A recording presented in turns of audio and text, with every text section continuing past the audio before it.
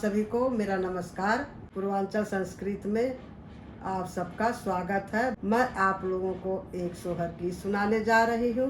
हमारे यूपी में जब लल्ला होता है तो सोहर गीत सुनाते हैं, उठान सुनाते हैं। मैं आपको एक सोहर सुनाने जा रही हूँ। अच्छा लगेगा तो लाइक शेयर सब्सक्राइब जरूर से जरूर करिएगा। देवकी जे चलली नहाए त गंगा से या रज करई, गंगा से या रज करई हो। गंगा एक लहर देई दे तू त डूबी मरी जाई ती, डूबी मरी जाई ती हो। मचिया ही बैठल सासत देवकिया रज करई, देवकिया रज करई हो। सासू सपना देखलिया जगूत सपना वहाँ बिचारऊ, सपना वहाँ बिचारऊ हो।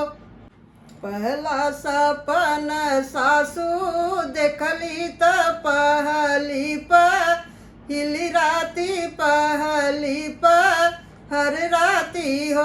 सासू खिया क देखली गेड़ुलवा के वड़िया ओठ, गावल के वड़िया ओठ गावल हो। सासू खिया क देखली गेड़ुलवा के वड़िया ओठ, गावल के वड़िया ओठ गावल हो।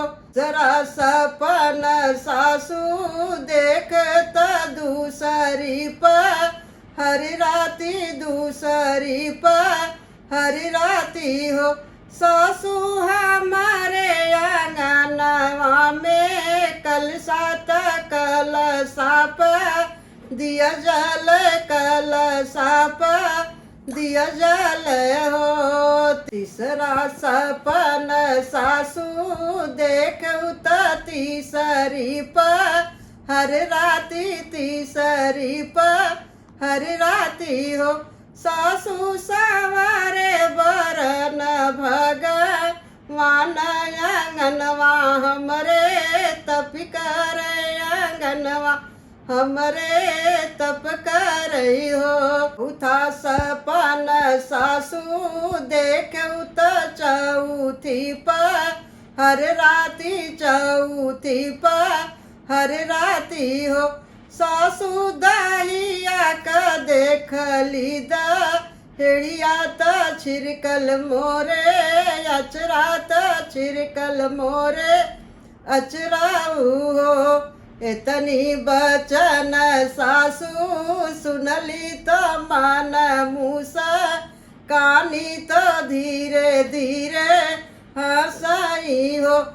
देवकी तो हरे तो होई हैला लनवा त श्री भगवान, त श्री भगवान हो।